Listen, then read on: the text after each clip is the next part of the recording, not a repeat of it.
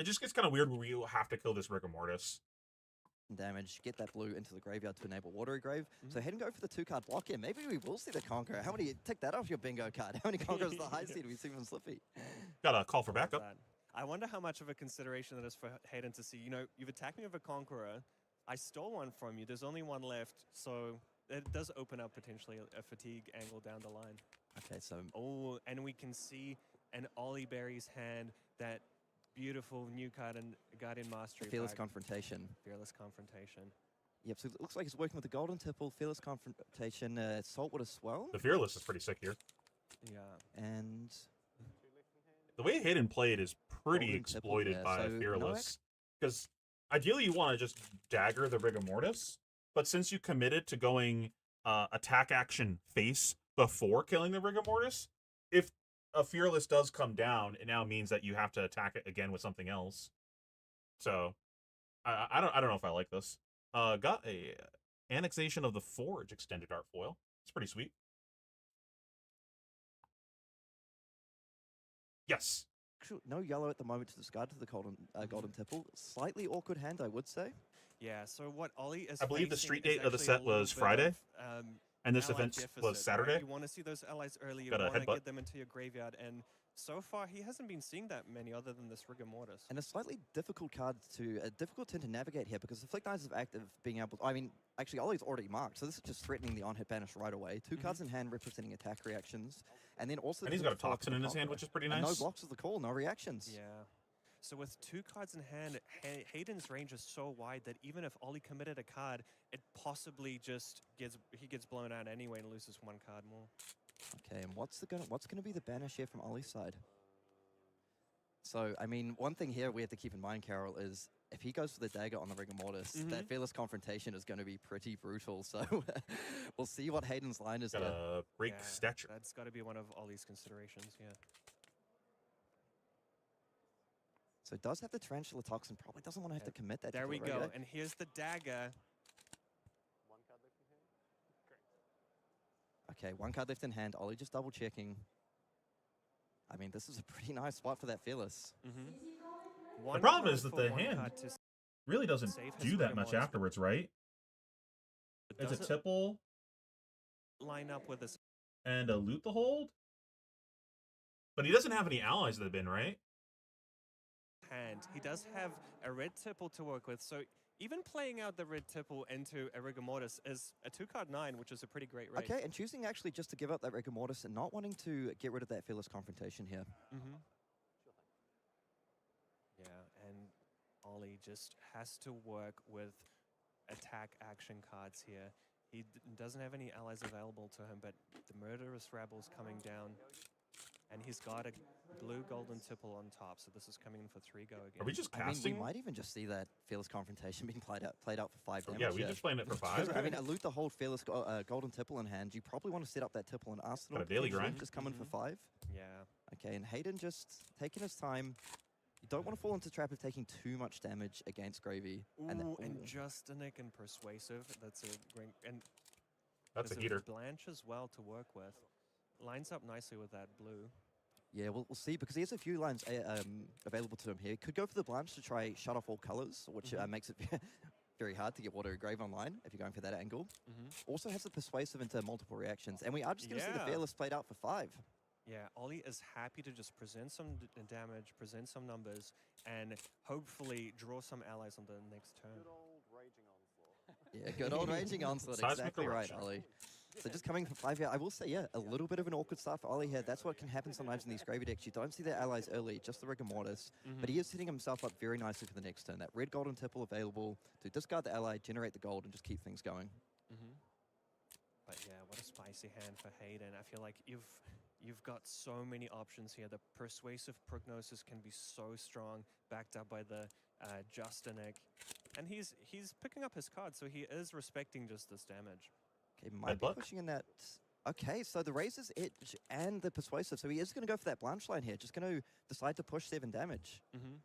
I mean, we mentioned Watery Grave, but also, I mean, pretty nice against Golden Tipple if you're shutting off cards lose all colors for the whole turn. Definitely, and I think that was a huge factor in his decision here, because not too many allies in the grave, even stops those tipples from Ollie Berry's side. Oh, that's so And tough. Gerald, this is very, very rough for Ollie here. 2 allies in hand, 2 blocks, and the golden tipple in the That'll be portal sick here. grave. We Armor. know he has a red tipple in arsenal. You actually just can't defend this out. Yeah. Like even with the gold-baited hook and the equipment, you just don't have the defense value to stop this. Your turn was relying on this golden tipple to start discarding these allies, start making gold. Yes, you can still discard the allies, but Watery Grave's going to be turned off for the turn. You're not going to be getting gold off these golden tipples. Really heads up play for Hayden, understanding that, look, I don't need to go for the disruption here and just pull a couple of cards. Keep the life total high and go for a different form of disruption, just offering Full more foil damage. shield. Yeah, and it really showcases the power of this particular on-hit on Blanche. And the breakpoint for 7, you know, Ollie does have the gold-baited hook available to cover up a potential breakpoint, but it does require 2-3 blocks from hand, which he just does not Seismic have shelter. in this turn. So Ollie going to take 5 damage here. Yeah, this is a huge win for Hayden here. Huge win for Hayden. So drops down. So 27 to plays 28. Does have the option to, you know, you could start to set up a little bit. Maybe you just play an ally out from hand. You could golden tipple into an ally. But not what It's- Ollie wanted to see on this turn, for sure. Well, based on his setup, It's very I think his perception of how the matchup plays out is that it goes to fatigue. So he's gonna getting blindsided a little bit by, oh shit, I'm getting punched in the mouth here. That could just be like the people that he tests with. Just don't try playing the game and try to fatigue. Because that is a strategy some people do in this matchup. But you need to be prepared for all the different eventualities. The shield is called Hoarding of Denial. very true. I mean, just, and here we go. Coal to Grave. Oh, the We got a legendary tutor shield? That lets Ollie pick That was one not the he wants legendary from his shield. deck to hit the bin. Legendary So shield choosing to set up, is Hayden just double checking his blanch, saying, okay, wait, this isn't going to turn on Watery Testament Grave, right? But I think what of Ollie could be looking at here Valhai. is like, look, I can actually play this Call to the Grave, just start establishing my allies for a future turn, and if I need to, I can just outright play an ally from hand. Yep. Does have access to the Anchor and the Rigor Mortis. So yeah, this is one of the things that Gravies don't really like doing, is playing allies from hand, but it might be the only thing Ollie is able to do here. Yeah, so very important. I'm turn curious to coming see if he coming up for Hayden. Mage Let's, Masters this have a just look at because he what feels working like with he's here. behind. Another blanch. Got an Okay. extended But arc. does he have Does the he have the blue? resources to make this Smelting work? of the old ones. That's one of one of the things about these Slippy decks is they're usually quite tight on blues, but he manages to find one that out of body desire, I believe. That's out actually- of desire mind. Yeah, is That's Hayden on actually like really nice extra spin here, boost so or yeah. something? Because this sideboarding doesn't actually, make Ollie sense unless deciding you're to on get extra aggressive boost. and pop the Mage Master boost. Doesn't want to give it up tempo right away. Wow. So choosing to pitch the Anchor, pop the Mage Master boots. Ooh, got an use the extended Death art Roots, Seismic add a Eruption. the spare resource to attack for 6 with Rigor Mortis. And yeah, I mean, Ollie's saying, you know, I just need to pressure. I need to make something happen here. So Mage Masters allows I him do to not do like that, this this Mage Master usage. I feel like if your perception of the matchup is that fatigue is an issue, well, this is how you get fatigued. We're just pissing away all of our resources, and we're blocking, and just like we're making all these plays that cause us to fatigue because we're not doing anything. If I'm Hayden, I'm thinking like, oh, maybe I just like backdoor fatigue this guy instead of trying to kill him.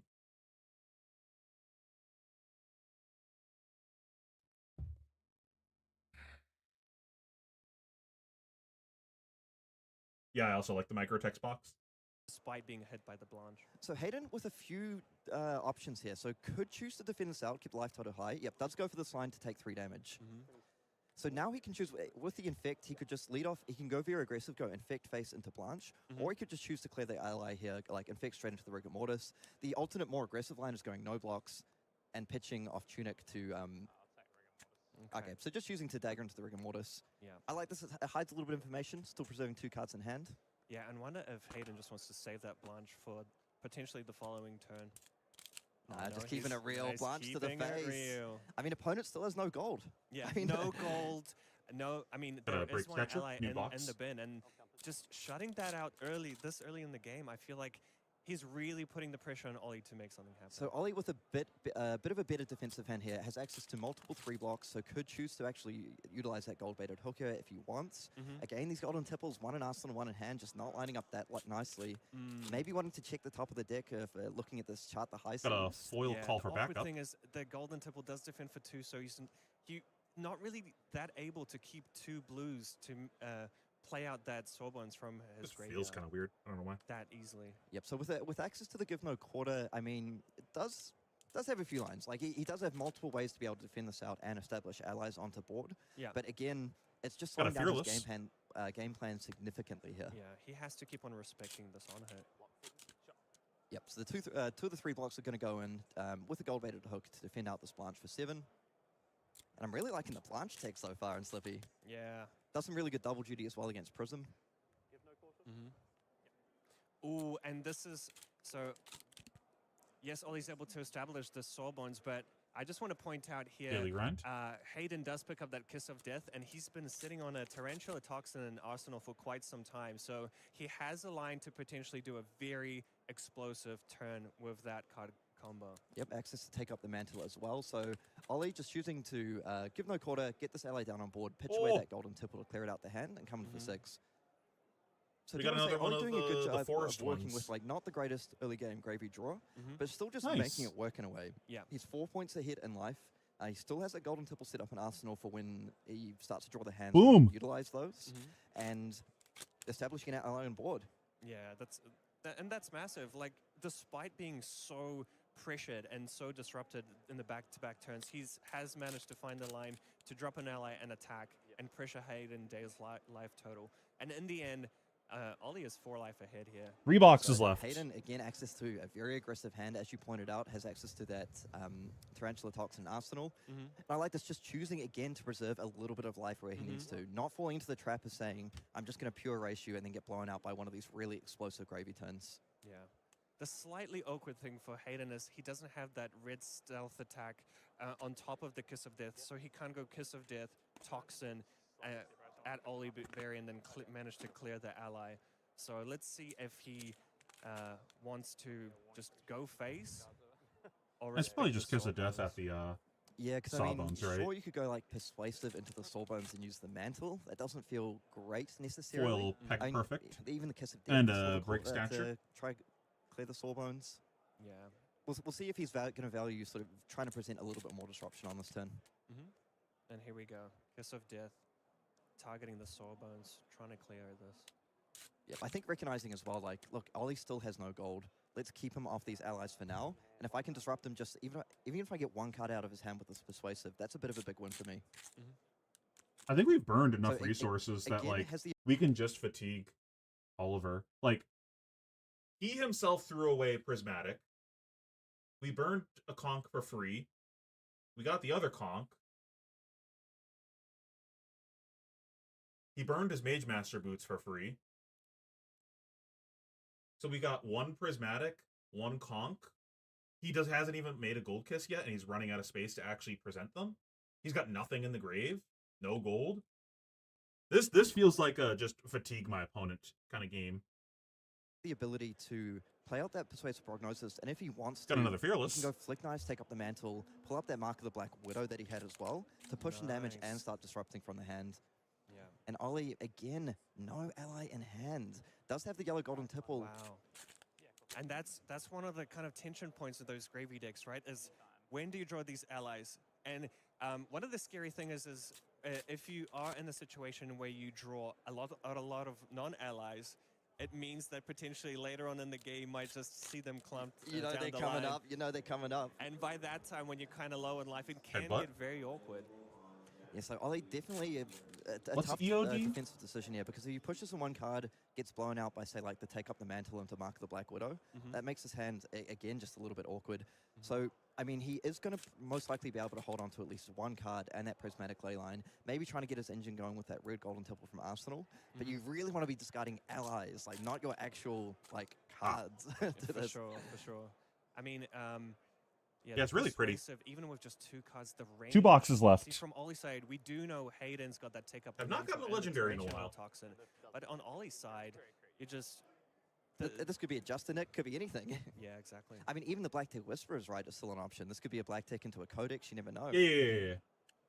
I understand what Yeah, you mean. yeah. Choosing to defend for 6 Respecting this here. attack, I think Ollie's doing a great job at actually maintaining that life total. He's been defending. Yes, he has been disrupted with the Blanche, etc. But he is maintaining that life lead, waiting for an opening and waiting for that turn where he can play out some allies and pressure Hayden. So, Carol, I mean, Hayden's going to be able to get quite aggressive here. So he has that tarantula. There's the toxin legendary that we available, complained about. in Arsenal. Got So another he's cold foil going to be able boots. to get over the top of this. If he wants to go flick knives with a Hunter's Glaive, mark your opponent, and then go +3 from the mantle, bring this up to 6, -3 on your Tarantula Toxin on one of your cards, you get this 3 damage over and still strip a card from Ollie's hand. And Ollie's hand does not work that well with just 1 card in hand, 1 card in Arsenal. True. That is one of the 4 kind of or weaknesses 5? of I'll check in one Gravies is sec. The 1 card hands, right? Yep. It's Solid so ground. rare to be able to And we'll do present anything with cards, a recap at unless, the end. Of course, you have allies in play. Yep, but Hayden taking his time on this one. He doesn't want to get blown up by defense reaction. As well, when you use the Flick Dice here to mark your opponent, you're giving up the extra damage from the Kiss of Death, being able to flick that as well. Yeah, it's got to be a consideration. Do I want to get the damage with the Kiss of Death? And he is going for it. He wants to mark his opponent. I like this. Again, I mean, I've said it a million times, but no 3 colds and a gold rainbow. on Ollie's side to be able to fix his hand, to be able to just like dump those cards into the graveyard. That red tipple's just waiting. Yeah. It's just waiting. I think Hayden knows, like, look, I just want to keep pushing, keep pushing. So now they're even. Whatever red Also, stuff Toxin attack, isn't that great of an Hayden gets arsenal. is going to be 6 on 6, so he Got will another have to commit extended art of Tarantula this. Toxin. Yep, just taking his time. I feel like the mark of the Black Widow is Like, gonna I be think the pick freeing here. up the arsenal's pretty good. But yep, just weighing up all the options. Maybe another cheeky infiltrate, but no, the mark of the Black Widow coming down here. Yep. And that just gives Hayden just another kind of turn cycle to work with. Once he strips that extra card from Ollie's hand. Yep, so he does go for the Flick Knives into Mantle into Tarantula Toxin line. Going to be pushing for 3 backup? damage over the top here. And yeah, this is a little bit rough for Ollie. So if we look at the hand here again, it's the yellow Golden Tipple, the yellow Prismatic Leyline. Yeah. Yep, when you banish one of these cards from hand, like, what does your turn look like? I mean, you can play out that tipple, but for 3 I damage? just better just pass out the card in hand, potentially. That's the thing. Even with these 2 cards Foil that Ollie solid had, if he could ground. keep these, he could generate Onto the a last gold box. with the tipple. Yeah, in 3 his cold foil, 1 arsenal, rainbow but foil. Now, Yeah, I mean, it's I like. not looking great. I do like the block from Ollie. It plays around something like that Justinic, and just saying, look, if I can keep these 2 cards in the tipple, at least I can make something happen. This was just the worst case scenario where the mantle comes down plus another react, and suddenly you're left with a pretty rough hand. Yeah. So Hayden's just thinking here, like, don't drop like a Call to Grave and slam a big ally. That's the thing. Yeah, Hayden's and as you mentioned, Carol, Ollie just passes the turn here. And I think it's Last fair enough 12 because packs. he has that option to play out that prismatic ley line just to dig a bit deeper. That's the but other thing. it We haven't is seen a yellow codex that he yet, so knows freeing he up the can arsenal's potentially pretty use good. The following, Flash use of to bravado. discard the following turn just to start generating that gold. Okay, I mean, this hand isn't actually necessarily what Hayden wanted to see here. Like, he would have loved to go for, like, go again, threatening disruption, instead picking up 2 attack reactions, Yeah. a codex, and the command and conquer here. So there's no stealth attack, 2 reactions that primarily want to line up with the stealth attack, and a codex. Yeah, I mean, does have some options here. He could just go for a bit of a, like, mid-rangey turn, pitch those 2 reds, drop the command and conquer, arsenal that codex, try set up for next turn. But he knows Ollie's been sitting on that arsenal for a long time. Ollie at this point with a 3-point life lead. Let's have a look at this hand. Ooh, again. He does have some blue 3 blocks, which Valda is quite nice, and but Captain still, of the Guard. Where are these allies, where Kieran? are the Where are allies? the allies? Because, I mean, he does have that snag in hand. Not that good on this turn. Does have the Fearless Confrontation and loot the hold. So if a Command and Conquer comes down here, probably going to be pretty happy just pushing in 2 of those 3 blocks and Yeah. finally getting to clear that tipple from Arsenal, get your first gold. Yeah, most definitely. So yeah, I think it was quite a heads-up play from Ollie, keeping the prismatic and giving himself that window of, what if I don't draw another yellow? So yeah, keeping that, maybe will let him generate some gold the following turn, but yeah, that command and conquer, and Put it's him in their really place. taken advantage of Ollie not having that Crown of Providence here.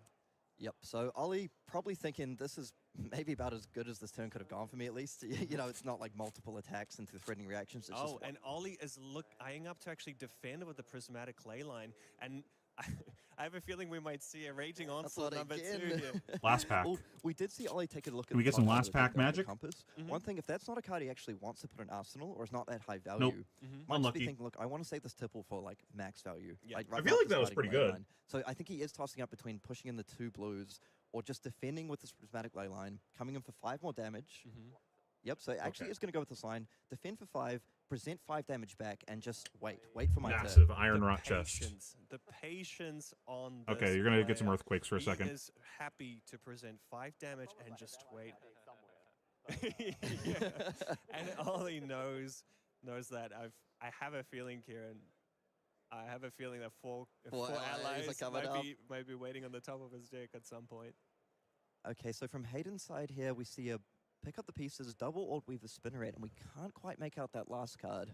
Orb-Weaver Spinneret is a great timing for Hayden here because the Tunic is on 3. He will be able to, he has that slot available to him, so yeah. Yep, this lines up really nice because it goes Orb Weaver Spinneret, you're actually able to come with the Hunter's Clave, hopefully mark your opponent, then The perfect resources for that Codex play, right? Yep. So actually, this just has natural go again from the Slippy Hero ability. So not choosing to come in with that Hunter's Clay first. Yeah. This is actually much better than what I was saying because now you, which is a very You common. don't need the opponent to be marked, right? When you're about to CNC I them. feel this is a very common theme for me in commentary. I go for one line and I'm like, wait, the player's made the right line. So you go for the 4 go again with this. Now you've got Codex CNC, just Yeah. again presenting a bit more And disruption. saving that Tunic for the So we got the following 3 turn. confrontations that I'm keeping. So Ollie finally picking up a hand that kind of works. So he's put his hand on the table, but I saw a couple of allies and a couple of Let's blues. see. So you might be thinking, finally, I get to use my tipple. Not But for long. there might be some bad news for you. Yeah. And still, despite feeling like the feeling is right that Ollie is so on the back foot, but yeah, I mean, life he's totals are quite easy. Still got the 3-point life lead. I think it'll be a real consideration here for Ollie to say, like, look, do I just give up at this point? Do I give up my arsenal and just start trying to get allies? It And- looked like I saw a quarter grave in hand. Yeah, I believe there was a blood in the water as well. So 2 allies, a blood in the water, and that port side exchange. So Ollie actually cannot that cover gets- up that command and conquer. This That is gets rid of the not allies at what you least. wanna You can start see playing right the now. game. Yeah, I think this might be the time where you just have to give up on that poor red Ooh, tipple. Hayden's actually considering Blanche as well. He does have the resources for it. Okay, so the Blanche would actually be... Ooh. So valuing the Blanche over the Command and Conquer, which is fair enough because obviously you don't know what your opponent has, and that gold baited So this hook has comes been in 2 committed different already, versions? So Okay. Hayden must be thinking, you know So this is what, like I kinda think like a I'm better Marvel? off with this 7 breakpoint to stop potential tipples, etc. But it actually gives Ollie a little bit of a window. Although, I like this, man, because I was thinking the CNC and, hey, you brick that blood in the water. The blood in the water is good here, but it blocks for 6, not 7. So, I mean, you can play blood in the water, discard an ally, but are you giving Okay. up your dead threads there? Maybe. But if you decide to... So we got 3 cold foil legendaries, 4 rainbow foil legendaries, 5 marvels, 3 of which were good marvels. We also got this, which is like kind of like a marvel. We got 7 extended art guardian cards.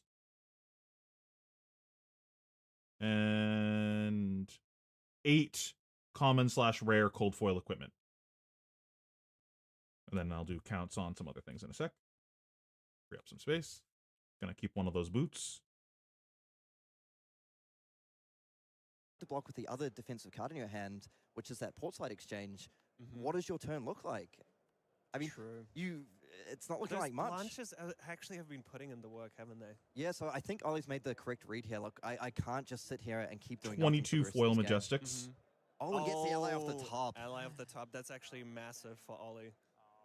So a slight punish here going for the Blanche over the Command and Conquer. I understand why you only get really a bit juiced there by the Blood in the Water, and you have seen one already. But that's the thing. In the game state that Hayden can see, It makes perfect sense. I think One of coming in for these. 7 is actually so strong. And honestly, that Death Threads is like, sure, it got to block for 1, but that's a big part of Gravy's resource curve, what makes the deck so efficient. Losing access to that when life is still 21 to 20. And all of a sudden, that trump can be a little bit more awkward than it used to be. Yep, so the Portside Exchange going to go ahead and discard the Sawbones here, picking up a gold, finally. There is that gold for Ollie. Okay, and now we can maybe start to get the ball rolling a little bit. So we've picked up the yellow golden tipple off the top. That could be used to play the red tipple, discard this other ally. You're starting to get the allies into the graveyard now. You're starting to establish more gold on board. Yeah, but losing that dead threats is actually quite punishing. It makes those allies a little bit harder to play out. Yeah, I mean, also an option here to just pitch both of these to lay down Chum. Attack for 4. I think Ollie also considering that because, you know, you don't know the top card at this point. If you pitch away this tipple, play tipple, and don't draw the right card. Draw like a random ally or something. Well, you still have Gravy Bones, though. Yeah, because as you mentioned, no access to the bailout from the threads here. It would have to I be feel like Ollie's 2 allies in a row to be bad. To get aggressive here, does he have to try and attack with the golden tipple, maybe threaten a gold baited hook? But no, he is Mr. Patient. All right, so we got playing out that 218 foils. Another gold.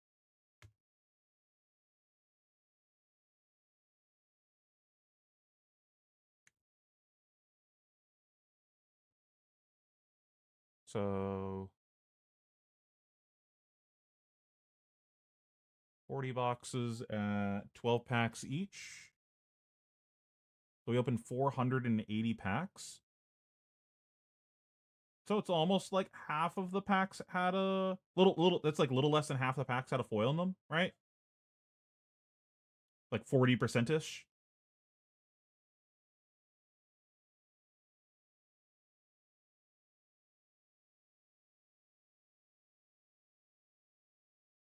$45%. 45% of packs had a foil in them. So it's not that bad on foils. Just roughly half as many foils. But this is also not counting any of the foils from over here. If you add those back in, it's probably close to 50% of the packs had foils in them.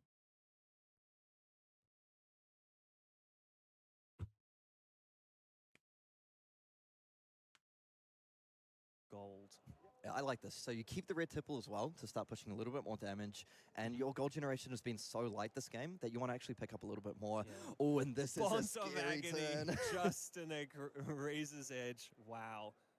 Now it's the great thing about Slippy, right, is if you attack with that Bonds, there's no priority window for Ollie to activate the trump. So if Hayden actually decides to go for this particular line, it can be extremely punishing. I mean, also if he wants to deny Ollie gold here, could get a bit aggressive and say, I'm going to defend with Infect and my Black Tech Whisperers.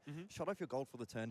There's always a pivot point in this game where you decide to go face or go allies. The Bonds is really, really scary and good, but back of Hayden's mind is going to be thinking, like, I have to deal with that charm at some point in this game. For sure. I mean, you're looking at presenting, 10 plus damage, but if Ollie manages to stick this chum around and maintain that gold, even with losing his strongest card from hand, he can output quite a bit.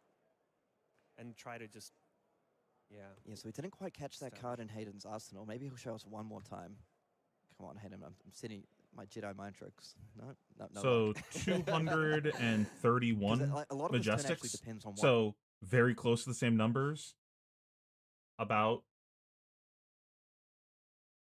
That can't be right.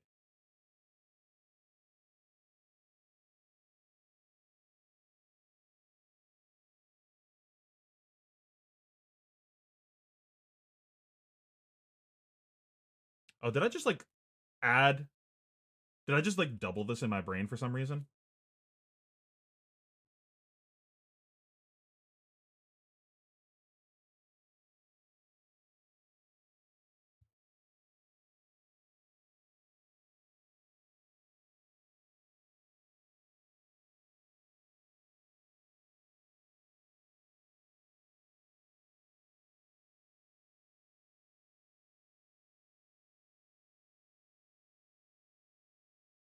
Okay. Take whatever I said about the foils and divide that by half. I just like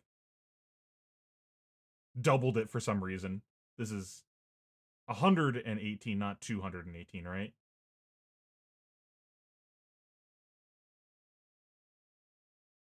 Because it's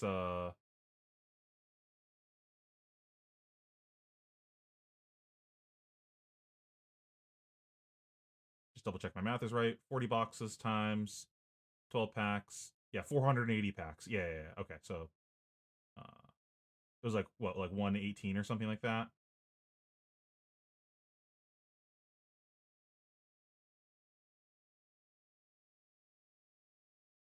Yeah, so it's about 25% of the packs had a foil in them. Which means also about 25% of the packs had a Majestic. So almost 1 in 4 packs had a Majestic. So I averaged about 4 Majestics a box, meaning I averaged like 8 Majestics if it was a normal box. Everyone kept complaining about like how few Majestics that they were getting. I feel like that's not a really accurate representation. Like, what was it? Tim was complaining that he only got 3 Majestics, but it's a half box. You didn't pay full price for that box. This is fine.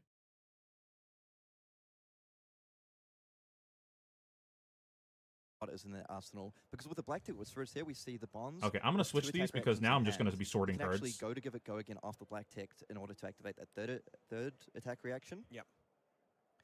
He will also, and then potentially if the chum isn't activated, could follow up from arsenal. Like, I mean, if he hit a codex so he gets back-to-back codex here, that would be huge. Yeah.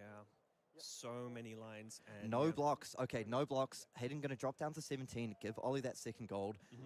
I mean, also an attack reaction here, if you actually get to lead out with the bombs, and then you can use Infect to clear the chum afterwards if you need to. Potentially, and there's a bit of a tell. I don't know. by I just Hayden remember not people defending complaining about the Black quantity Tech that they were getting Whisperers. wasn't very good. Probably giving Like, a little bit of specifically information complaining to that they Ollie only got like 3 per potentially that box. He won't be looking to activate that piece of equipment. Yeah, I mean, there are multiple lines of the bonds here as well. You could just go bonds, Justinic, Flick Knight, attack reaction from Arsenal. Then that opens up the Infect into Chum the following turn. I like that how the players aren't going for these big kind of potentially risky plays. They're playing very considered.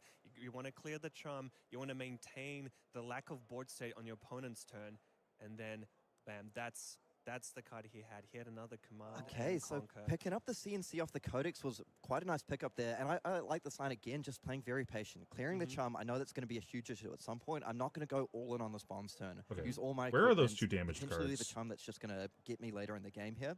Choosing to play slow and steady, clear your allies off the board, keep presenting disruption, and that Justinic, we know there's going to be targets to that later on. And I actually wouldn't be surprised if Hayden is putting Ollie on the 3rd copy of Blood in the Water in Arsenal, because this card's been just sitting there for so long. Yep, so we see a Chart the High Seas and a Murderous Rabble available. Can he hit the... Okay, so he hits the perfect ally plus There comes blue. the Whaler. Whaler in the bin. So he's gone up to I mean, 3 I'm not gold sure now, that so Whaler finally getting ever his gets resource cast. engine going with that 3 gold. Yeah, and all of a sudden, right, his options I'm not are actually that starting big of to a fan open of up. Whaler The into play Assassin. The play lines are starting to get a bit deeper, and yeah, the Murderous Rabble is going to come in for 3. Great way for Ollie to gain a little bit of information on the top of his deck as well while presenting damage. Yep, so the Murderous Rabble comes down. Now Hayden is going to check what allies are available for Ollie to play on this turn. So there is that Whaler, there's that Sawbones. So it looks very likely to be the Soulbones here. No resources available for that Whaler, so it seems pretty clean to come in with Murderous Rabble, then follow up with the Soulbones attack for 6, establishing an ally, presenting 9 points of damage on this turn. And Hayden has a pain in the backside, take up the mantle, double trouble. So double trouble is a great target for that Justinic potentially. Ooh, but this could actually be a huge turn, Carol. So, I mean, Ollie has the pain in the... Sorry, Hayden has the pain in the Yeah, if the backside pain to hits clear and the that Soulbones mantle's if he live. wants to. yeah. And then double trouble plus Justinic plus mantle, you could actually pick up the bonds off that as well. Yeah. I think I'm like a little less Okay, on so the fatigue quite plan likely- now that he has the humper in there. Now I kind of want to just put pressure on him for the rest of the game. And he's finally got his engine online, so I can't really like fight over that anymore. Maybe we could have taken a little less damage earlier. I'm not really sure if that was actually an option though. Here to see the Sawbones chuck down. So yeah, one of the risks in that play, Kieran, is that if, let's say Hayden does commit a dagger, you know, his last hunt is clave for this play, if Ollie somehow stops that, and with We no way to opened mark his 9 opponent, Fearless. That seems pretty things good. late game can start to get a little bit dicey. Yep, so instead Hayden choosing to defend with that double trouble. Mm-hmm. So it does have the pain in the backside to clear the Sawbones if he wants. Mm-hmm. And I have to say, from Ollie's side, this game has not been going that smooth, right? This all have, you draw a bunch of allies, you don't draw any allies for the longest time, but he's maintaining that life lead so well. And now he's very much got his game plan online. He has 4 gold available. A very awkward defending hand, I will say. Yeah. Art of Desire body here. So the on-hit might not be as relevant, but I think Hayden is willing to lose that Hunter's Clave to potentially mark his opponent and make a big play happen here. Yep, does have that access to take up the mantle. Over on Ollie's side, I mean, one thing is, oh, and there's the ally clump. 3 allies and an Ivor He Fidia. cannot defend this at all. So if Hayden just presents Go ahead and all take his a card from my cards, hand. I manages can't to play any take of up the them mantle, anyway. get Ollie marked, and play the bonds, follow up with Justin, that could be pretty insane. And one thing is, we talked about the Murderous Rebel giving Ollie information, also gave Hayden information that there is a Ivor Fidia, a no-block card in this hand. You're right. Oh, there is no bonds in the graveyard just yet. Ah, But yeah, 'cause it was switched away. Persuasive Prognosis, just as strong of a target here. Yeah, one of those. Oh, did one you of not have those any great marks left in the Justin bin? Justin Nick targets. So maybe actually just wanting to hold on to that Justin Nick. Mm-hmm. So that's just coming in for 4 here. So an interesting interaction coming up with the Compass, able to actually see what that top card of deck is, and then maybe manipulate it with Gravy Bones. Because if Ollie sees a yellow on top, thinking, wait, do I really want to get one of these allies banished? Mm-hmm. I think you're But honestly, concerned I mean, about a this is a blue nice I turn think for I want Hayden, the eye but there. it's not fantastic. Go ahead and like, take one Ollie of the is 3 allies. Who finally cares? going to be able to use that that tipple if he needs to. Yeah. Oh, no. So this is coming in still. You've resolved this.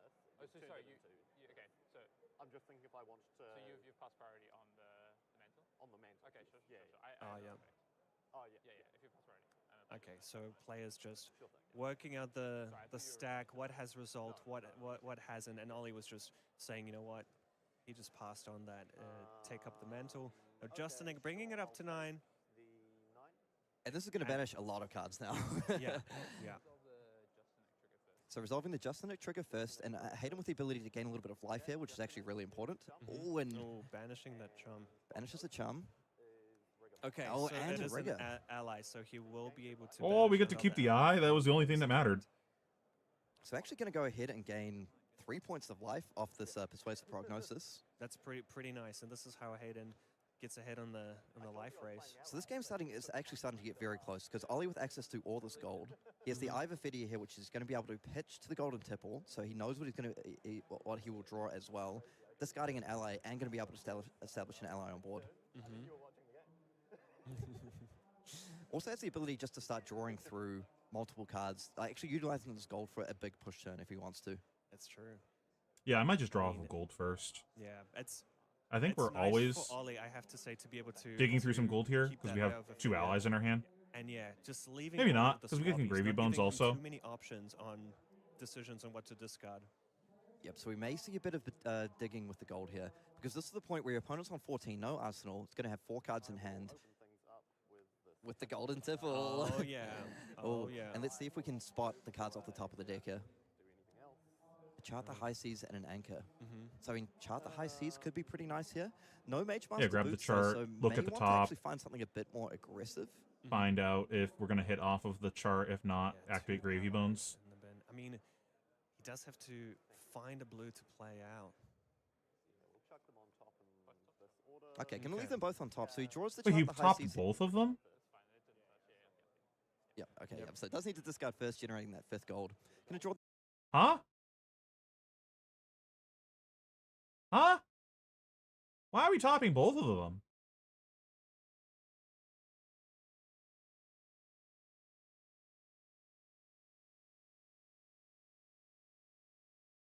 Huh? Like, surely we don't want to put that... we have other allies in the bin, right? I can't tell because the way he, like, does his graveyard. We got the Humper in there. We got a Swabby. The chart hitting a blue means that we will be able to play a Swabby?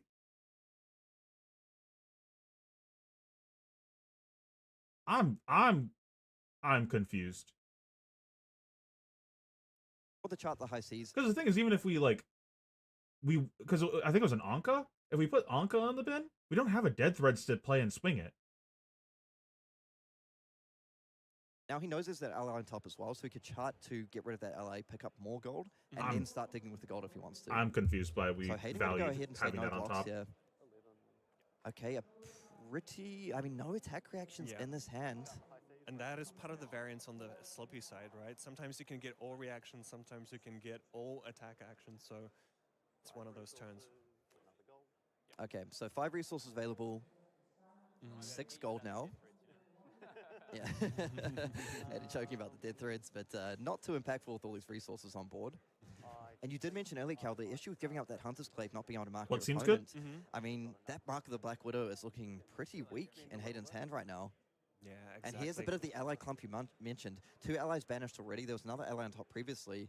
It's going to crack. Okay, draws the blue golden tipple. That's a really nice bailout. Just lets you continue the turn. You can tipple, discard one of these allies, and just keep drawing, keep making that gold. Now the decision is, what ally do you want to establish here?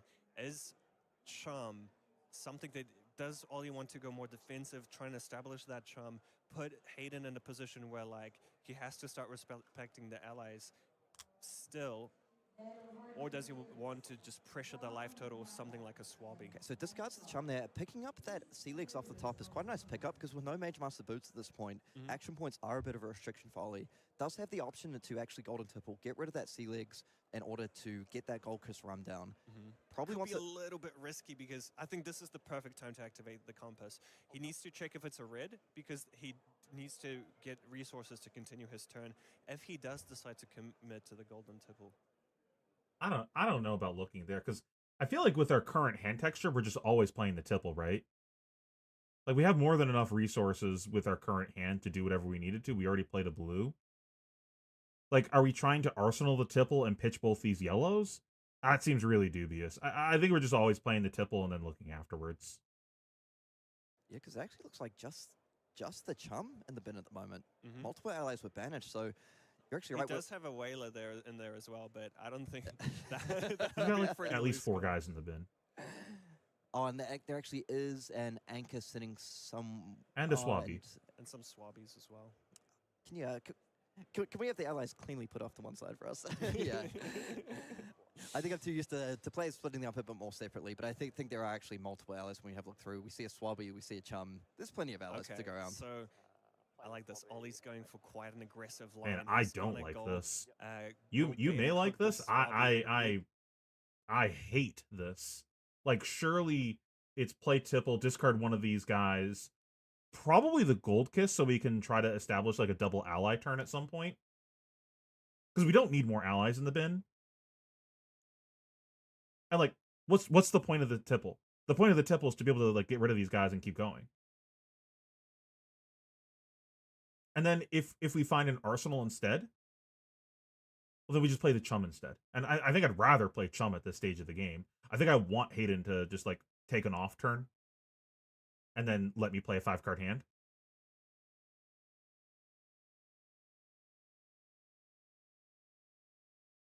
And then the Swabby is something that I actually want to be in the hand when I do a double ally turn. Like, I want to go Swabby plus Rigor Mortis or Sawbones or something like that.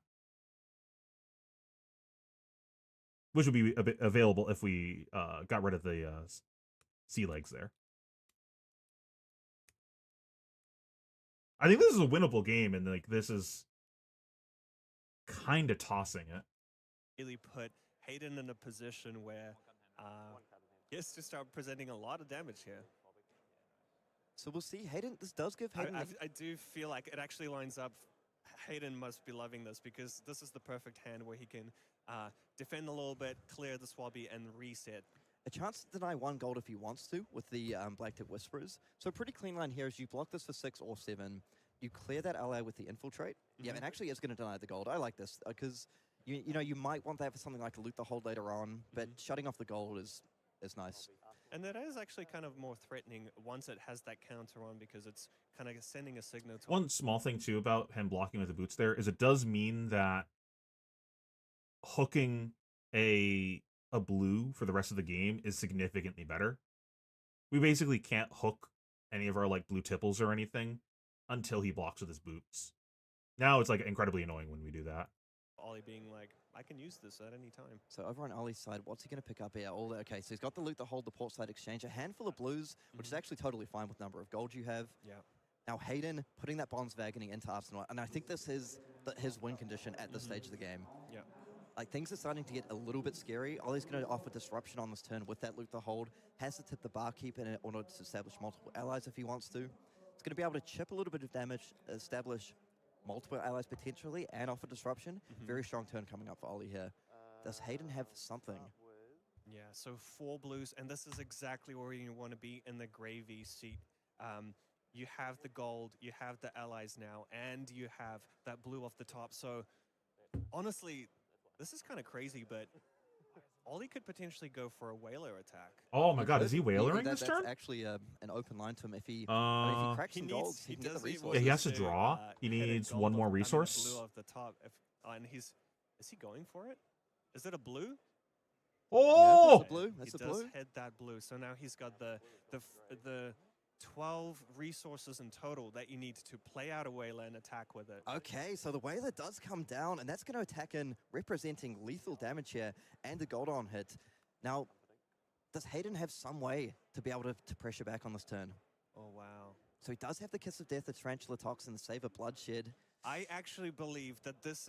There's a chance that Hayden just doesn't clear the whaler and just goes face instead. Because for the whaler to matter, he has to keep 2 cards. If Hayden just presents lethal and forces him to block with 3 cards, then it doesn't matter and he just has to pass turn.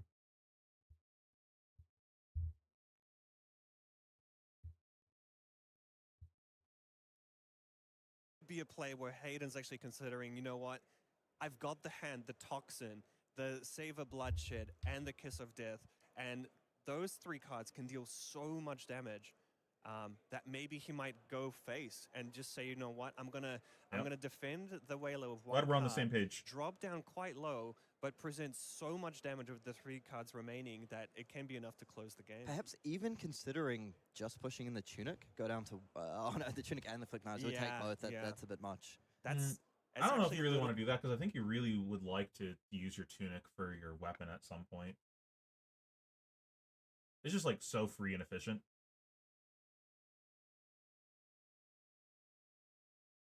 Yeah, like you can just die with it on the board. We needed to like preserve just a few more points of life, I think. You still go for this play. It's not like the whaler's bad here. It's just it's spooky. I think if we had a D-react in Arsenal, I feel fine about this. You just can't kill us, right? Like, whatever. Now, there is still the potential of being able to play even if we block with 3 cards, because we have, I believe it was a blue tipple in our Arsenal. We could draw off of gold, hit another blue, play the tipple, and that's our blue for the turn.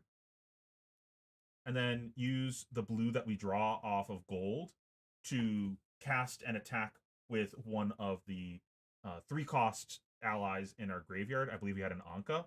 So we can go tipple Anka. And then that should be enough to strip Hayden's cards. So that way he can't threaten lethal again. And then we get to keep 2 cards, swing Whaler, and that closes the game out. That requires us to keep a blue and have a blue on top of our deck. We do get to mulligan once with our gold if we find an ally on top and hope it's a blue underneath it. But that's like a pretty reasonable play that we can make here.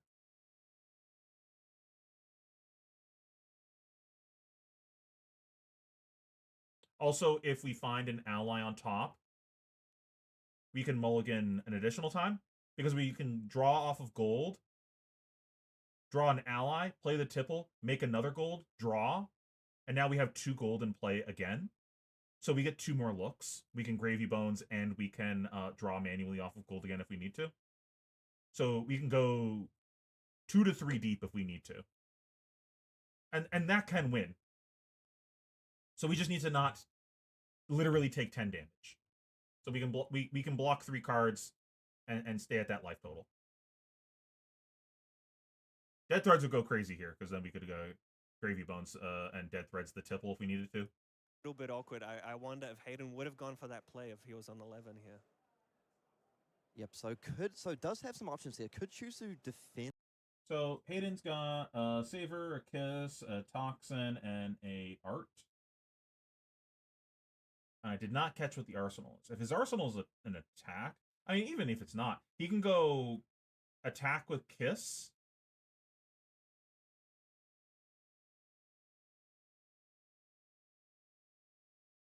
He can play Kiss, Toxin, and Saver, and then go Tunic, Swing, Dagger, flick the Kiss. He doesn't get the card draw because he doesn't have any way to mark here, but it's still just like a shitload of damage.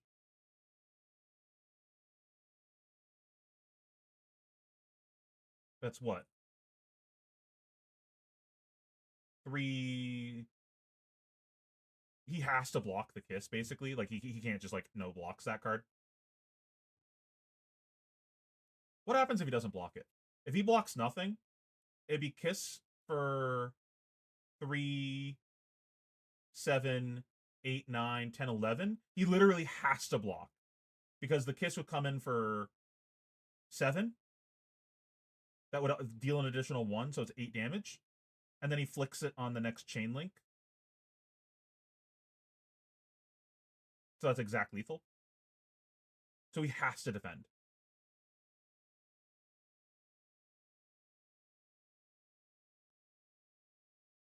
I think he's just fucked. Like, you just block with the Art. Go Saver, Kiss, Toxin, Tunic, Dagger, Swing. Send opponent to Shadow Realm. Our arsenal literally doesn't matter. He's deceased. Saver works on Kiss, right? It's just dagger attacks, that right? Art of Desire. Mm-hmm. Now, the Tarantula Toxin, the problem is going for the bonds line here is it actually requires your opponent to defend. Mm-hmm. It doesn't, though, So right? He's just looking- deceased. I mean, does I have would love for Hayden to attack with the bonds, hopefully get Ollie to commit Okay, quite he a has few a cards bonds. and potentially. I don't think the bonds actually changes anything. Like, you can bonds instead of dagger.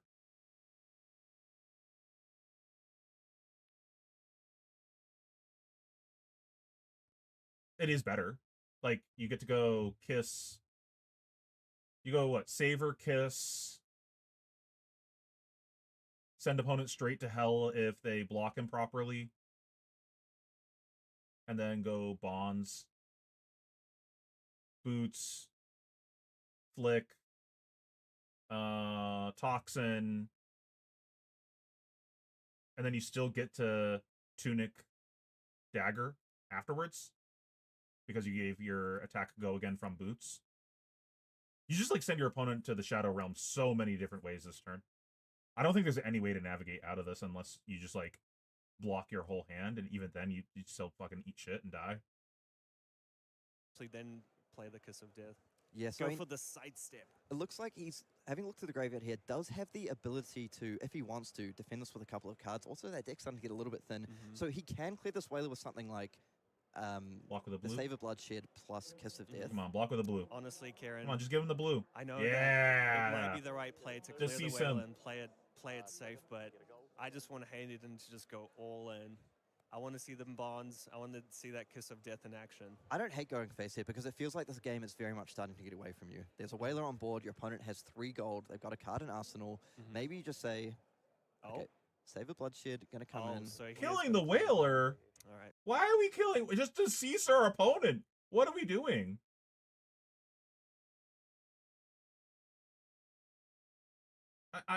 Do we get blown out if the arsenal's a D-react? Maybe we get blown out by a snag? No, right?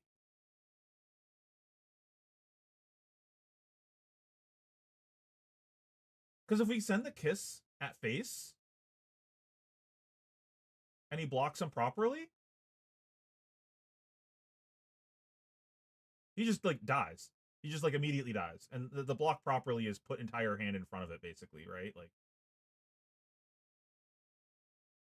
because you have a toxin, so if he blocks with 2 cards.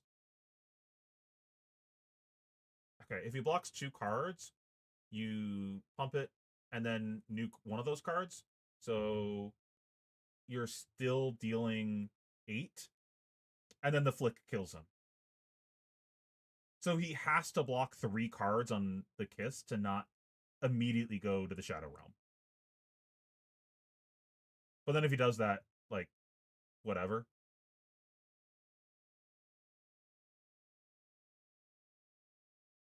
He blocked 3 cards and now he can't swing the Whaler.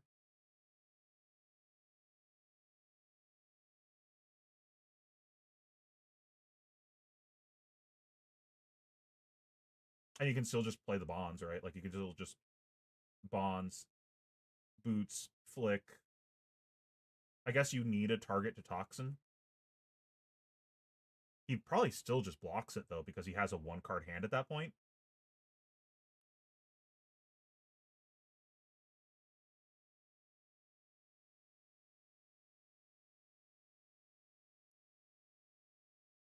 Yeah, I because the only way that you live is by throwing your entire hand basically in front of the Kiss, like 3 cards. And that's just like not a winning line. Like you don't get to keep the Whaler by doing that. I think this is a losing line. I believe he still wins, but like this, I don't think this makes sense. That's how you want to roll Hayden. I respect it. I respect it. I would have straight up gone face. Yep, so maybe the bonds does go face now, but there's no way to get this online if your opponent doesn't block. You can. You've got the 2 equipment and But the Tarantula Toxin gives -3. So what's the worst case? What's the worst thing that could possibly happen? It's just a nick, and this is exactly for 10, right? Because this will go for 6. No, that can't be. Sorry, what am I? No, yeah, it'd be 10, and then there'd be an additional 2 from the flick. So you like kind of have to block this if there's still any Justinix left in the deck. If there's no Justinix, then the best would be this goes to 7, and then we get flicked for an additional 2, so we live. We go to 1. We go to 1 with flick on the table. Well, the bonds would go to 4, right?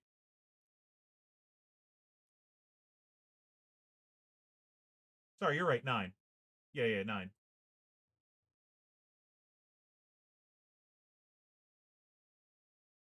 Either way, we're dead. Like 9. This gets flicked, so we take an additional 2. So it's 11 damage if it's just a nick. With also like we might also have to deal with a dagger swing afterwards if we're not just immediately dead. If it's just a +3, then it's 4, 7, 8, 9. It's 9 with boots behind it. So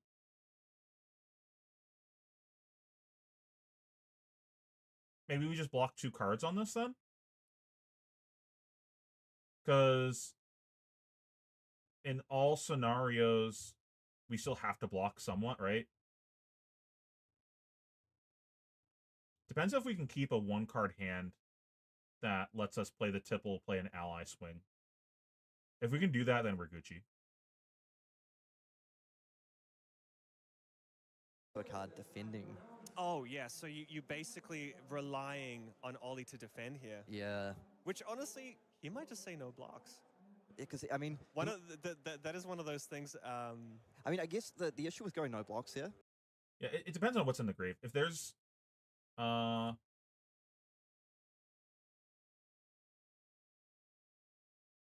if there's no Justinix left in the deck, then it might be don't block anything. And then just block the dagger afterwards. Just to play around Toxin. Like,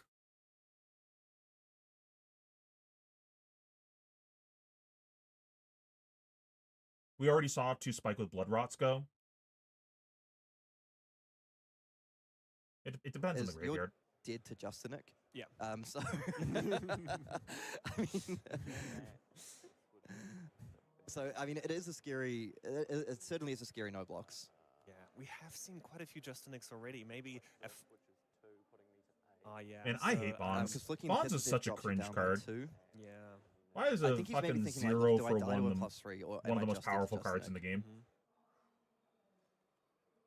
Hayden's been disrupting Ollie so well this whole game, and I can't believe that, you know, Greg.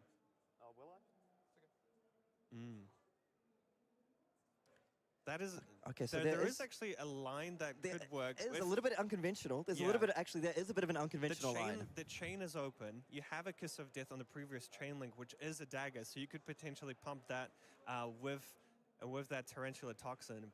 Oh, it doesn't feel great, but it is a line. It is a line. Now that line doesn't. I think he really wants Ollie to defend with at least 1 card here. Okay, so Ollie's considering his options. He's activating Gravy's hero ability, digging for something, potentially that 3rd blood in the water if he is playing one of those. Yeah, because the problem here for Hayden is Ollie just has so much damage coming down on this follow-up turn. He's got the Conquer of the High Seas. Yeah, it feels kind Tipples, of like the same thing as multiple allies to play with. the whole start and play, stays and play I think thing. Ollie might be considering, you know, I can not go, no, to basically throw 1 card down, and no matter what you play with the bonds, I can still do something with my hand. So Oh, a big. So is he going to get 2 cards here? yeah, that would be huge. Because this Bonds is going to get up to 7. Okay, so Hayden's going to be pretty happy with this. He managed to clear the Whaler and then play out the bonds and still just present so much threat. Yep, so the Flick Knife's going to push 2 damage here from the Kiss of Death and flicking that. We're going to see the Black Tech Whisperers used. And the Tarantula Toxin giving the -3, and he's like, yeah. Yeah, there it is. So the thing is, this is, you know, this is a win for Hayden. He gets to connect with the Bonds of Agony, but because Ollie has access to 2 gold and Hayden's so low on life, I think Ollie's still going to be able to navigate this turn okay. Yeah. Okay, but I mean, here's an actually, interesting decision point as well. Which card do you leave Ollie Berry with? Call to Surely the Grave. yellow. I like Is that taking the Call blue? to Grave here. Like, just try shut off. Hopefully his arsenal's a bit of a brick. Leave him with just a golden tipple and say, like, your Gravy's tapped already. Maybe I make you pitch this tipple to draw a gold. I think if we were going to make this play, we were supposed to look with Compass to make a more informed block. Because there's a chance that we were actually supposed to block with a tipple instead. Because if we block 5 on this, the 1 extra point of damage we're not happy about, but we don't die. And then we're stuck with, like, we're assuming that this is still hitting. So this leaves us with a either blue, which lets us do what we're trying to do, play the tipple, play an ally, right? Like, that's what we want to do. Play tipple, play ally. Probably draw off of gold. But we need to know if our top of our deck is a blue. Otherwise, none of this works.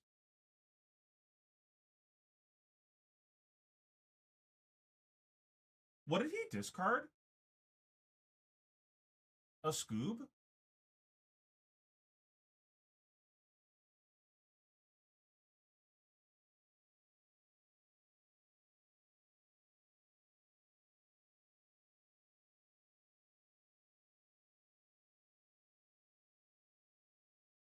Yeah, I think it was probably keep double blue.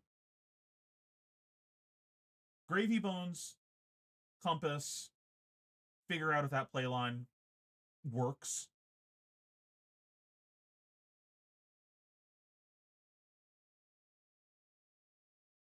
Call to Grave. I Is like that taking the Call blue? to Grave here. Like, just try shut off. Hopefully his arsenal's a bit of a brick. Leave him with just a golden tipple and say, like, your Gravy's tapped already. Maybe I make you pitch this tipple to draw a gold. Yeah, it really puts Ollie in a tricky position.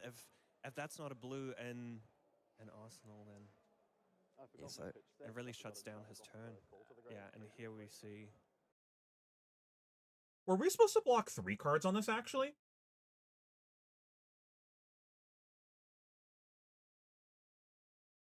Okay, let's say that we did compass and we saw there's a blue on top. Let's just pretend. Is it just correct to block 3 cards on this then? No, because if it's a just okay, it depends on if there's a Justinic. If there's no Justinics, then this can only go to 7. But then he still takes the last card in our hand. There's no way for us to block this.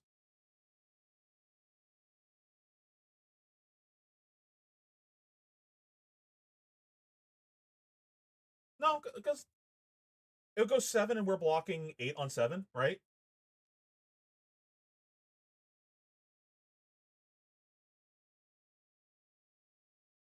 Because it would only be a +3 pump no matter what. It's either Toxin or some other 3 pump. So like functionally it's a 7 coming from his side no matter what. So we just block 3 cards on this if there's a blue on top. We draw off a gold, we play the tipple. We play an ally. We're still at 7 or whatever the life total was. I don't know if they adjusted life totals yet. And then we play the Anka. And now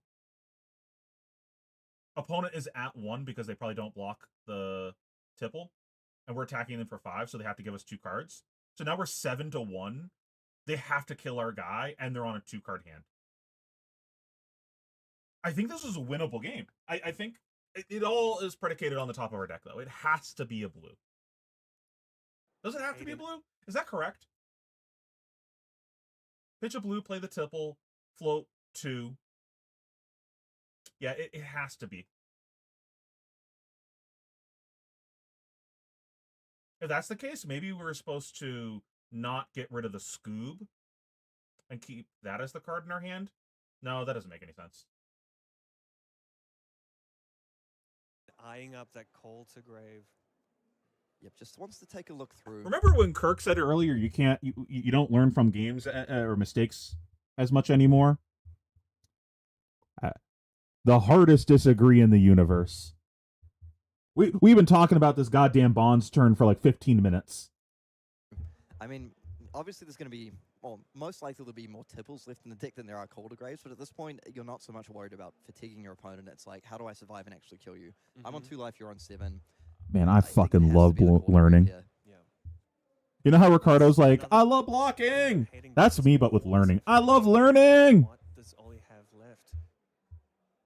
Okay, so still a lot of allies left. I've said this a number of times Not a whole lot of recently, allies, but he's but this is probably the not most fun gonna I've be been able to having with close out Fab in a this while game. because I feel like I've been learning so much.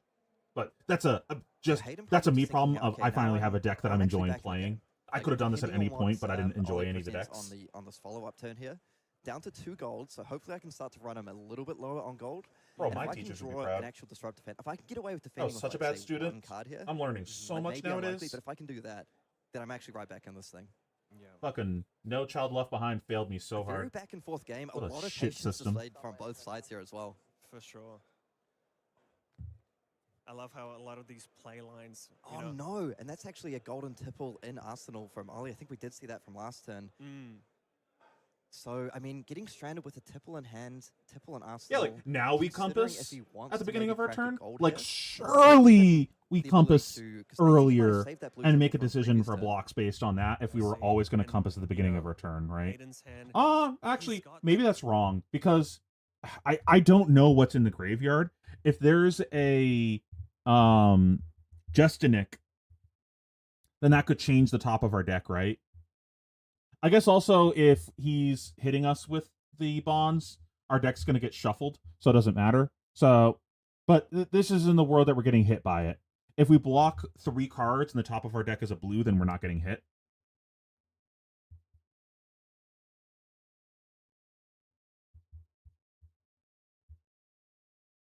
Justin, he's got that spike, no stealth attack. So a lot of power cards, but they are a little bit awkward together. Oh, and Ollie decided to dig with that gold. He cracked 1 gold. Golden tipple coming down for 1. And now So he's kind of ended asking up being the Hayden same to thing, but with respect more steps. the on hit of the gold baited hook. It was Are the you same willing thing, to but give me we another took gold to work with. a point to chip damage or whatever. Yep, so down to 1 life. Okay, so Oh, we got a Hayden did gold? have the option to throw in one of his equipment pieces, but he's saying, you know what, I think I want this tunic counter. Play out. I think I don't have any sawbones left. Okay, so let's have a look at what Alex Man. has got to work with here. This hurts me so much. I don't know what I have in my graveyard for allies because I don't sort them to the top or separately. So I have to dig through my graveyard every time. Nobody gets to know what I have in the grave. Not even me. This hurts my soul. Anchor, sawbones. So- Scuba. Scuba might be hitting the board. Scuba? No shot. What happened to the Anka? There's an Anka in there, right?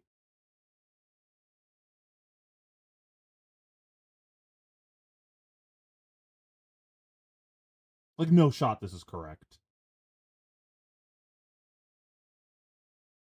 Because he gets to just block with 1 card and armor on this. I guess the Anka's still 1 card and armor, but like...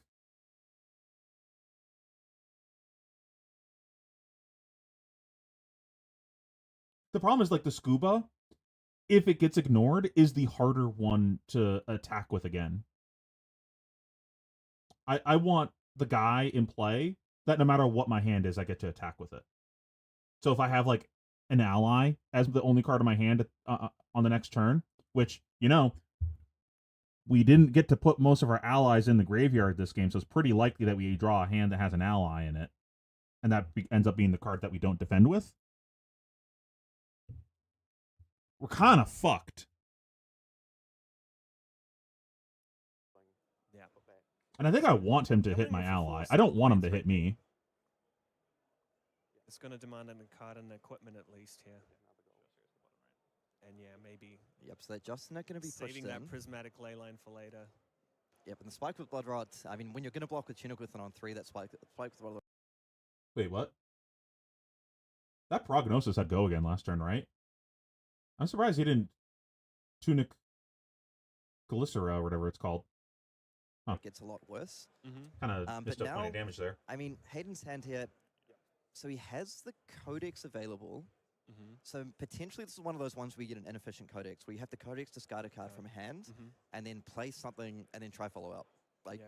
drop your Codex, discard your hand, then follow up with that Leave No Witnesses. Yeah, he does. Oh, discard an have ally? Adjust in his hand. Oh, we don't have an ally, I He's don't going think. for that kiss of death. Unlucky.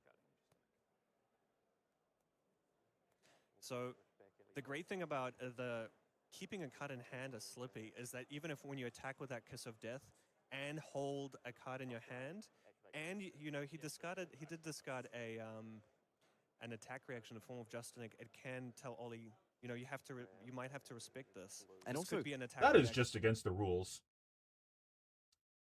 He waited for him to grab Kiss of Death and then compassed. Hayden was nice about it because they're about to go to time. Like, all right, hurry up and make your decision. I'm trying to not draw here. But that was just an illegal game action. It's Codex. Do you have a response? No? Resolve Codex. Not Codex. Let me see what you grab. Okay, now we'll decide if I want to compass or not. So, Kiara, one thing I haven't pointed out, but looking down at the round timer here, it's actually getting very close to the end of this game in terms of time. You're right. And I feel like we are going to get a result, but it's going to be very close. So the Kiss of Death game, this is very scary, right? I mean, if this comes in with a raid... I think if this wasn't the concern, Hayden knows. Like, there's no way Hayden doesn't know that is how that works. Especially based on his body language. He was just like, just fucking hurry up. I'm trying to not go to time here. I think if that wasn't a concern, he would have been like, no. It's his edge that's just lethal. So this is probably going to demand a card from Ollie. Checking the graveyard, seeing what attack reactions he has access to. But that follow-up to the Leave No Witnesses is also looking pretty damn good here. Yeah, for sure. And that's actually going to get 2 cards. Yeah. 2 I was cards? thinking, you know what, I might have to play around... Why are we blocking this with 2 cards? Is there anything that kills us here? He's on a 1-card hand. Right?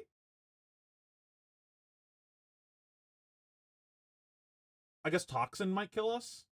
Okay, exactly Toxin kills us. Because this would go to 0, this would go to 6, then we take 1.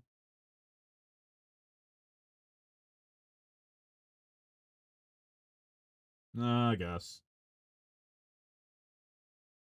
I feel like if he had Toxin, though, he wouldn't have made this play.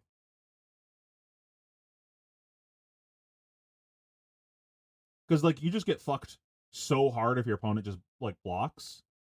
And you just, like, kind of look like an idiot. I think it's pretty safe to assume there's something behind this, and it's not a Toxin. What did he discard?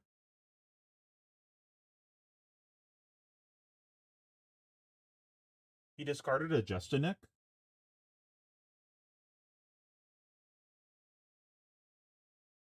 So we know this is not a 0 cost, because otherwise he just like wouldn't have made this play, right?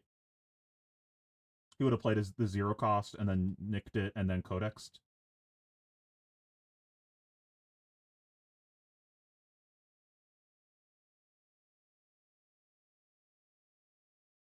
It could be another codex. It could be a Leave No Witnesses. It's probably not Command and Conquer. It could be another reaction, though this whole playline seems kind of suspicious as if it's a reaction.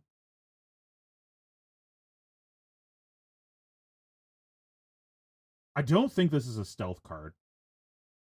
Because if this was a stealth card, he just would have played the turn differently, right?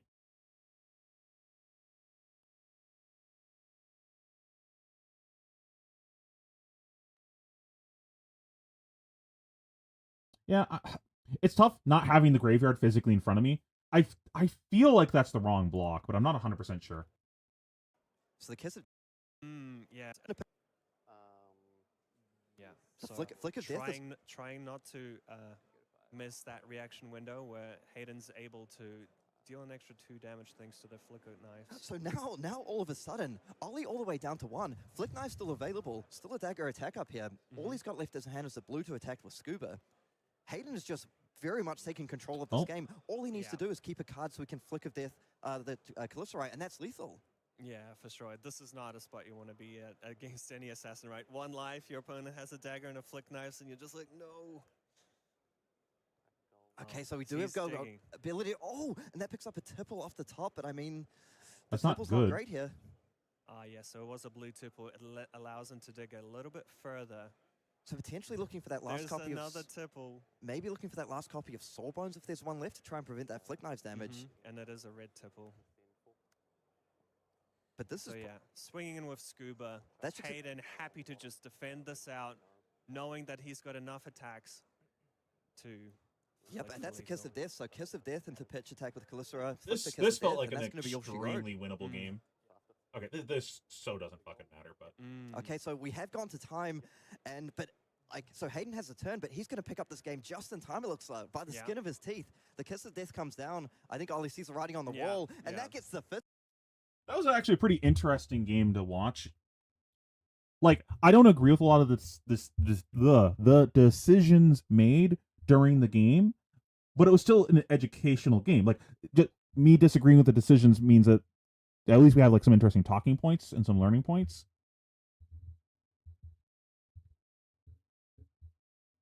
It did feel kind of detrimental not having the armor there. Yes, he was able to leverage the boots to have a turn, though I don't think I agree with that. And yeah, he was kind of starved on resources, so he had the hat to make gold. But he also like had to block on hits, and that kind of fucked over his turns. Where if he just had the armor to throw in front of something that mattered, he could have just had a turn. Because there was a bunch of spots there where he could have played the game, and then his opponent just said, you don't get to play the game because you have to block or take the on hit. And if you take the on hit, you don't get to play the game. Where that would have just been the same thing as just having, like, he could have just given armor, and it would have just been the same as starting the game with a gold, right? You could have just had an easier time playing the game. I think he fatigued himself by playing anti-fatigue stuff, which is pretty interesting. Like, I think him just playing a more efficient strategy would have made the game just not go to fatigue. It just would have just never been about that. Because we're just trading life totals, and that just like isn't what the game is about. Unless Hayden decides from the jump, I ain't taking any goddamn damage. I'm only going to clear allies and block. And then you just adjust your strategy slightly, and you go, okay, well, okay, now I know I need to pitch my Avastes for later, make a couple gold kisses, sandbag a couple allies in the bin, play for a big power turn, make sure my conks are really good, and just like making sure that your resource management is on point and you don't piss away resources. Yeah, I agree. I'm gonna go to bed after this, I think. Thank everyone for watching so much. If you enjoyed the content, make sure you subscribe. Check out the Patreon if you want to support the channel. And I will be streaming again tomorrow. I think because we have the calling games to watch, we'll probably do that instead of gravy games like the original plan. But we'll see. I might change my mind. So yeah, probably around the same time tomorrow night, 8-ish. I might go a little bit earlier. We'll see how I'm feeling and how my other errands go time-wise. But again, thank you so much for watching. Have a good night.